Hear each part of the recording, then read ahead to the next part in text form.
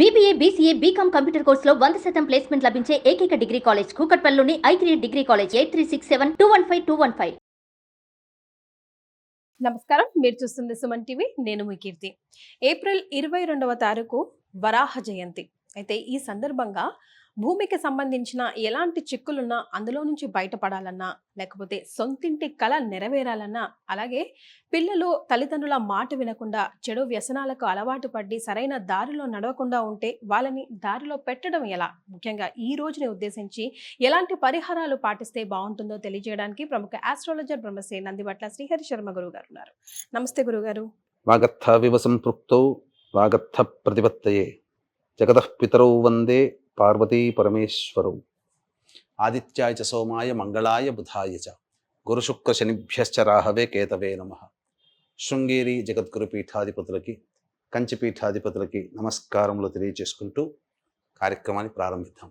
గురుగారు, వరాహ జయంతికి సంబంధించి కూడా పలు రకాల కన్ఫ్యూజన్స్ ఉన్నాయి గురుగారు. ఈ రోజు కాదంటే మరో రోజు అంటే, ఈ రోజు ఇదంటే ఆ రోజు అదంటే, కానీ ఈ రోజుకి చాలా బలం ఉందని మాత్రం నాకు తెలిసింది గురుగారు. అంటే భూమికి సంబంధించి ఎలాంటి వ్యవహారాలు ఉన్నా కూడా అందులోంచి బయటపడాలన్నా, సొంతింటి కళ ప్రతి ఒక్క మానవుడి కళ కదా గురుగారు, ఆ కళ నెరవేరాలన్నా, అలాగే ఇప్పుడు ఎవరైనా మనం పలకరించిన వెంటనే మొట్టమొదటిసారి ఎలా ఉన్నారమ్మా, మీకు ఎంతమంది పిల్లలమ్మా, పిల్లలు ఏం చేస్తుంటారమ్మా అనే అడుగుతుంటారు. కానీ అలాంటి పిల్లలు చెడుదారిలో వెళ్తుంటే తల్లిదండ్రుల బాధ అసలు వర్ణాతీతం. అలాంటి వాళ్ళు కూడా సునాయాసంగా ఇలాంటి పరిహారాలు చేసుకుంటే బయటపడవచ్చు, ఒక దారి లభిస్తుంది అనడానికి ఈ రోజుని చాలా ఉపయోగించుకోవచ్చు అని అంటున్నారు. మరి మాకు కూడా ఒక దిశానిర్దేశం చూపిస్తే మీ ద్వారా బాగుంటుంది గురుగారు. తప్పకుండానమ్మా. ఎందుకంటే మనకు ఒకప్పుడు పరిస్థితి వేరు, ఇప్పుడు పరిస్థితి వేరు. భూ సంబంధమైనటువంటి సమస్యలు చాలా కుటుంబాల్లో ఉన్నాయి. కూడు గుడ్డ మరియు ఇల్లు, ఇవన్నీ మనిషికి ఉంటే సంతోషంగా ఉండగలుగుతాడు. ప్రతి వాళ్ళ యొక్క కళ, సామాన్య కుటుంబీకుడి యొక్క కళ, నాకంటూ ఉండడానికి ఒక సొంత ఇల్లు ఉండాలి. రేపొద్దున నేను పోతే నన్ను పెట్టడానికైనా, నా బంధువులు వచ్చి చూడడానికైనా నా సొంతింట్లో ఉంటే ఆ ఆనందం వేరు. సొంతింట్లో అద్దెళ్ళలో ఉండనియరు కదా. అంటే ఆ స్థితి దాకా ఆలోచిస్తున్నారు అంటే ప్రతి వ్యక్తికి సొంతింటి కళ ఎంత ఉంటుందో అర్థం చేసుకోవచ్చు. ప్రపంచవ్యాప్తముగా ఇప్పటికీ కూడా సొంతింటి కళ తీరని వాళ్ళు ఎంతో మంది ప్రపంచం. తినడానికి ఒక పూట కూడు లేకపోయినా పర్వాలేదు, కానీ మనకంటూ ఉండడానికి ఉండాలి. ఎందుకంటే ప్రతి వ్యక్తి యొక్క సంపాదనలో సగం ఇంటి అద్దరికే పోతున్నాయి. కాబట్టి ప్రతి వ్యక్తికి కూడా సొంతింటి కళ నెరవేరాలి. కొన్ని కుటుంబాలలో ఎలా ఉంటాయంటే ఇల్లు కొనుక్కోవాలనే ఆలోచనతో ఉంటుంటారు, కానీ ఏది సరైన ఇల్లు దొరకదు. అట్లాంటి వాళ్ళు ఏం చేయాలి? కొన్ని కుటుంబాల్లో సొంతింటి కళ నెరవేరాలంటే ఏం చేయాలి? కొన్ని కుటుంబాలలో కబ్జా చేసి ఉంటుంది, భూములు అన్యాక్రాంతం అయిపోతుంటాయి. అటువంటి వాళ్ళు మళ్ళీ మన ధర్మం మనది, మన ఇల్లు కదా, శాస్త్రం ప్రకారం ధర్మం ప్రకారం నిజాయితీగా అది మన సొత్తు, కానీ కబ్జా చేశారు, దాన్ని ఎలా తీసుకోవాలి, మన పరం ఎలా చేసుకోవాలి అని ఆలోచించే వాళ్ళు కొంతమంది. కలిసి రావు, కొన్ని ఇల్లులు కూడా కలిసి రావు. కొంతమంది ఏంటంటే రియల్ ఎస్టేట్ వ్యాపారం చేస్తుంటారు, అనవసరంగా దాంట్లో డబ్బులు పెట్టి నష్టపోతుంటారు. భూమి మీద పెట్టి, భూమిని నమ్ముకున్నవాడు ఎప్పుడు చెడిపోడు అంటారు. కానీ చాలామంది భూమిని మీద ఇన్వెస్ట్మెంట్ చేసి నష్టపోయిన వాళ్ళు చాలామంది ఉన్నారు, ప్లాట్ల సేలు కాక. మరి ఇట్లాంటి వాళ్ళందరూ ఆ వరాహస్వామిని ఆరాధన చేయమని శాస్త్రం చెప్పబడింది. ఎందుకంటే ఈ భూమంతటికి కూడాను అధిపతి వరాహస్వామియే. కాబట్టి వరాహస్వామి జయంతి సందర్భంగా మనకు అనేకమైనటువంటి సందేహాలు ఉన్నాయి. అంటే శ్రీరాముడు పుట్టినటువంటి చైత్ర శుద్ధ నవమి రోజునే వరాహస్వామి జయంతి అని చెప్పి కొంతమంది, లేదు చైత్రమాస బహుళ త్రయోదశి రోజున పుట్టాడు అని చెప్పేసి ఆ అవతారం, 3వ అవతారం అది అవతారం అని చెప్పి కొంతమంది, లేదు చైత్ర బహుళ నవమి రోజున, శుద్ధ నవమి రాముడు, బహుళ నవమి రోజున వరాహస్వామి అని కొంతమంది. కొన్ని గ్రంథాల ప్రకారం గనక చూసుకుంటే భాద్రపద శుద్ధ తదియ రోజున వరాహస్వామి జయంతిగా జరుపుకుంటుంటారు. కాబట్టి ఏది ఏమైనా మన వరాహ జయంతి అనేటువంటిది ఈ చైత్ర బహుళ నవమి 22వ తారీఖు రోజున వస్తుంది. ఏప్రిల్ 22వ తారీఖు రోజున. కాబట్టి ఇప్పుడు చెప్పబడినటువంటి భూపరమైనటువంటి సమస్యలే కాకుండా, గృహపరమైన సమస్యలే కాకుండా ఇంకొకటి ప్రధానంగా, ఎందుకంటే భూదేవికి వరాహస్వామికి జన్మించిన వాడు నరకాసురుడు. నరకాసురుడు ఎలాంటి ఘోర తప్పిదాలు చేసి లోకకంటకుడు అయ్యాడో తెలిసింది కదా. అటువంటి లోకకంటకుడైనటువంటి సంతానాన్ని చూసినటువంటి వాళ్ళందరూ కూడా ఆ వరాహస్వామిని ఆరాధన చేయడం వల్ల అటువంటి పుత్రులు కలగకుండా ఉంటారు. అలాంటి దుర్మార్గం వైపు వెళుతున్నటువంటి పుత్రులని సన్మార్గంలో తీసుకొచ్చేదే ఈ వరాహస్వామి యొక్క ఆరాధన ఫలితమని కూడా మనకు శాస్త్రాల్లో చెప్పబడి ఉందమ్మా. కాబట్టి ఆ రోజున వరాహస్వామిని ఆరాధన చేయాలి. ఎలా అంటే ఆ స్వామికి ఒక మూలమంత్రం ఉందమ్మా. అది మూలమంత్రాన్ని మనం తెలియచేసుకుందాం. 22వ తారీఖు అంటే అనేక ప్రమాణాలు ఉన్నాయి కాబట్టి చైత్ర శుద్ధ నవమ, చైత్ర బహుళ నవమ, చైత్ర శుద్ధ భాద్రపద శుద్ధ త్రయోదశ, చైత్ర బహుళ త్రయోదశ, ఇలా అనేటువంటివి ఉన్నాయి. వీటన్నిటినీ దృష్టిలో పెట్టుకుంటే 22వ తారీఖు రోజున వరాహస్వామి జయంతిగా చెప్పబడి ఉంది. చైత్ర బహుళ నవమి. ఆ రోజున విశేషం ఏంటంటే వెంకటేశ్వర స్వామి అనగా విష్ణు సంబంధమైనటువంటి నక్షత్రం శ్రవణ నక్షత్రం ఉంది ఆ రోజున. ఎందుకనంటే ఈ భూమి మీద ఇప్పుడు మీరు గమనించుకుంటే ఈ కలియుగానికి అర్చామూర్తి ఎవరు? వెంకటేశ్వర స్వామి కదా. కానీ చాలామంది తెలియక చేసే తప్పు ఏంటనంటే వెంకటేశ్వర స్వామి దగ్గర టోకెన్ టైం తీసుకుంటారు, ఆ టైంకి వెళ్ళిపోతారు.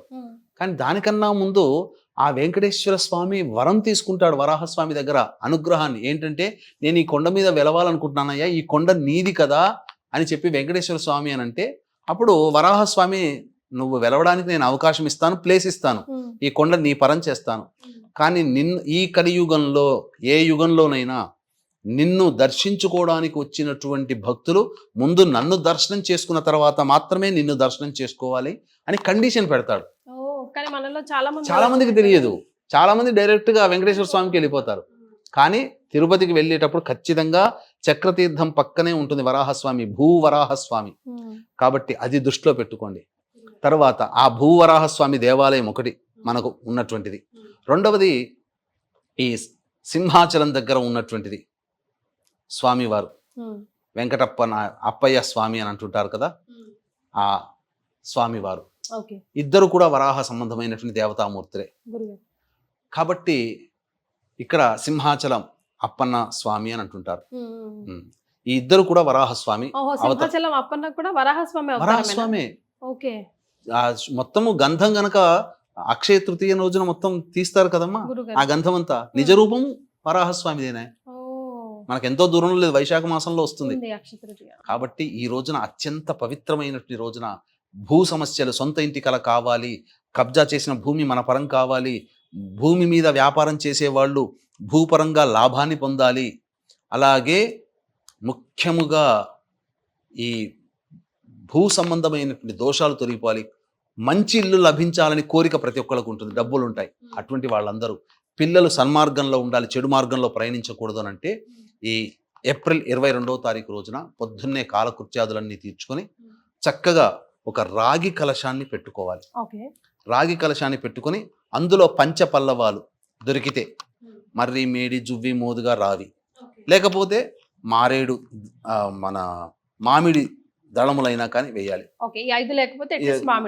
మామిడి దళం వేసిన తర్వాత అందులో ఒక కొబ్బరికాయ పెట్టి అప్పుడు ఆ కలశములో వరాహస్వామిని ఆవాహన చేసి, వరాహస్వామి భూదేవి సమేతముగా వరాహస్వామిని ఆవాహన చేసి భూసూక్తము, దొరికితే వరాహ సూక్తం, భూసూక్తం దొరుకుతుంది, వరాహ సూక్తముతో బ్రాహ్మణి ద్వారా ఆ పూజ జరిపించుకొని అప్పుడు ఒక మూలమంత్రం ఉంటుందమ్మా. ఆ మూలమంత్రాన్ని ఆ సమయంలో కనీసములో 1008 సార్లు జపం చేయాలి, లేదా 10,000 సార్లు జపం చేసినా చాలు.